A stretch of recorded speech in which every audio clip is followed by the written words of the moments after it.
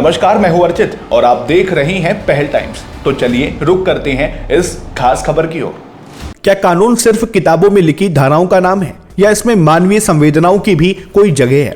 Supreme court के माननीय justice Suryakant ने हाल ही में एक ऐसा बयान दिया जिसने पूरे देश के कानूनी गलियारों में एक नई बहस छेड़ दी है।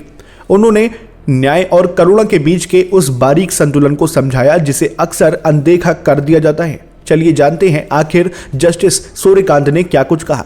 एक महत्वपूर्ण कार्यक्रम को संबोधित करते हुए जस्टिस सूर्यकांत ने कहा कि करुणा के बिना कानून अत्याचार बन जाता है और कानून के बिना करुणा अराजकता पैदा करती है। उनका यह बयान उस वक्त आया जब अदालतों में मानवीय आधार पर फैसलों की मांग बढ़ रही है। जस्टिस सूर्यकांत का मानना है कि न्यायाधीशों को फैसला सुनाते समय केवल कागजों को ही नहीं बल्कि उस इंसान की परिस्थितियों को भी देखना चाहिए जो न्याय की उम्मीद में खड़ा है। जस्टिस सूर्यकांत ने विस्तार से समझाते हुए कहा कि अगर कानून में दया और करुणा की जगह नहीं होगी तो वो समाज के लिए एक बोझ या अत्याचार जैसा महसूस होने लगेगा। कानून का मकसद समाज में सुधार लाना और पीड़ित को राहत देना है, ना कि केवल दंड देना।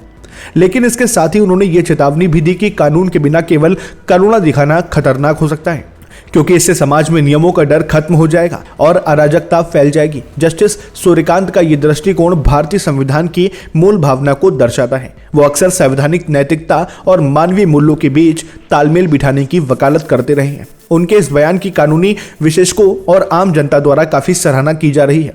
लोग इसे एक प्रोग्रेसिव जुडिशरी की पहचान मान रहे हैं, जहां न्याय का तराजू केवल सबूतों पर नहीं बल्कि इंसानियत पर भी टिका होता है।